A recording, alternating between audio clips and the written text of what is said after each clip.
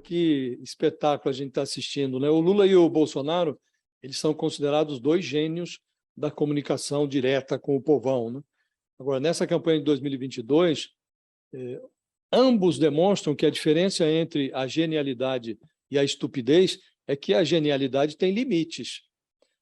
Ao usar uma entrevista antiga do seu adversário para associá-lo à prática de canibalismo, o Lula rebaixa a sua campanha ao padrão Bolsonaro, que o chama de ex-presidiário, de 9 dedos.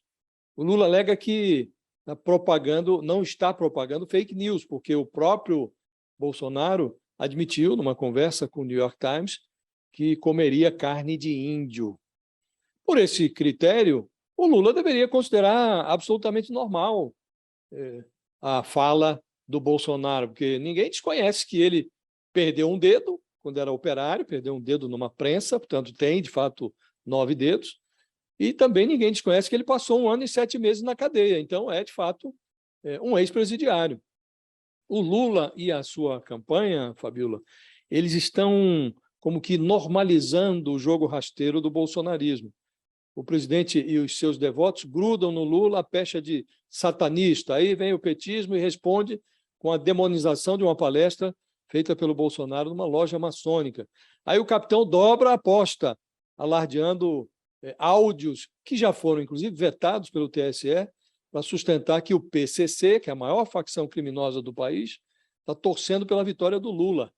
Um eleitor indeciso, Fabíola, que acompanhe esse debate, querendo decidir o seu voto, e vê um chamando o outro de bandido, o outro respondendo que o seu adversário é um canibal. O jeito que olha esse debate fica com dificuldade para distinguir quem é quem, para decidir quem é mais desqualificado do que o outro.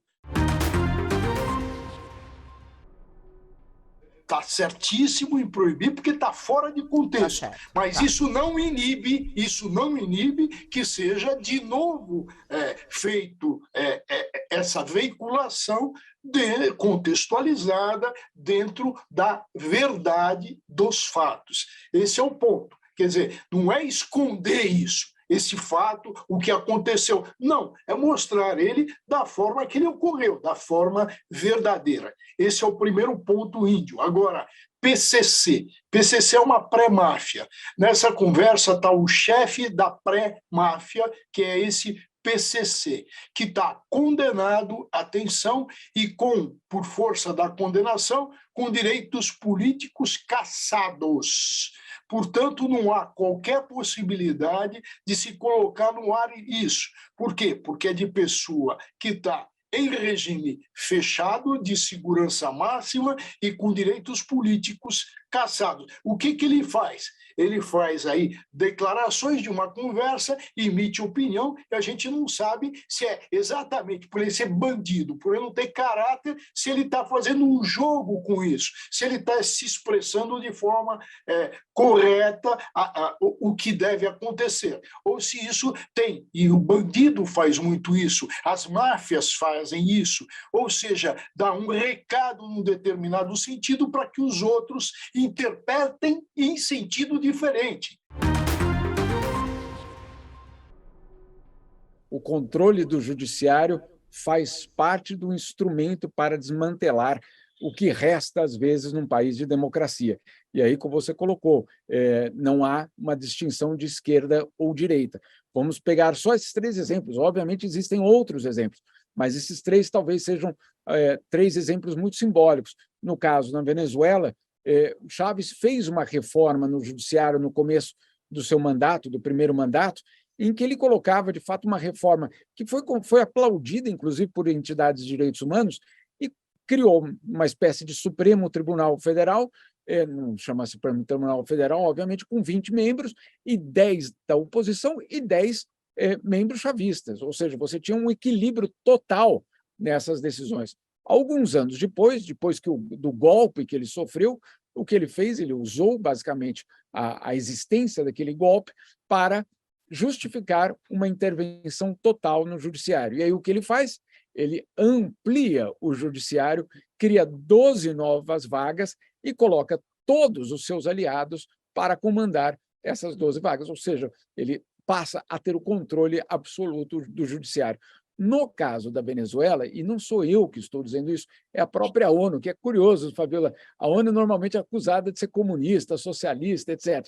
Mas agora vou te contar o que a ONU fala do Chávez, e a gente vê que, obviamente, não se sustenta essa tese de que a ONU é comunista, porque a ONU coloca justamente a destruição da independência do judiciário na Venezuela como um ponto central para a existência da repressão e para a manutenção de Nicolás Maduro no poder. Ou seja, o judiciário, ao ser controlado pelo executivo, abafa repressão, abafa a investigação sobre a repressão, abafa qualquer tipo de crime cometido pelo regime. Insisto, essas são as conclusões de uma missão criada pela ONU para investigar a situação na Venezuela. Então, o cenário da Venezuela é esse. O cenário do Peru, do Fujimori, nos anos 90, é muito parecido. Fujimori, basicamente, passa a controlar o judiciário com o argumento, olha só que curioso, de defender a democracia. Então, ele vai controlar o judiciário com a alegação de que o judiciário é uma ameaça para a democracia e que, portanto, precisa estar sob algum tipo de intervenção. Faz essa intervenção e o que acontece no Peru nos anos seguintes? Basicamente, uma corrupção em escala, pelo menos até então, não conhecida no país, um regime que passa a colocar a corrupção como um centro, inclusive de instrumento de poder, e que, claro, não vai ser investigado porque controla o judiciário. Então, esse é o exemplo do Fujimori. E, mais recentemente, o exemplo aqui europeu do Viktor Orbán, de extrema-direita, que também vai para cima, basicamente, do judiciário, como forma de se perpetuar no poder, não só no poder, mas também de controlar qualquer tipo de desvio que o país possa sofrer. Então, assim que um desvio acontece, e eu vou dar um exemplo, a eleição de 2018, pela primeira vez, depois de anos, a cidade de Budapeste venceu a oposição. A oposição tomou conta, basicamente, da prefeitura de Budapeste. O que fez o Orbán nos dias seguintes à eleição? Ele foi e reformou a lei, tirando poderes dos prefeitos. Claro, com o judiciário ao seu lado. Então, você vê, o controle do judiciário, nesses casos, ele não serve, não é o fim. O controle do judiciário não é o objetivo. Ele é um instrumento para aquele regime no poder atuar da forma que quiser. A gente não pode entender o controle do judiciário como sendo o objetivo último. Esse é um instrumento, essa é uma plataforma justamente para que esses regimes de direita e de esquerda possam fazer, basicamente, o que bem entenderem com o Estado. Qual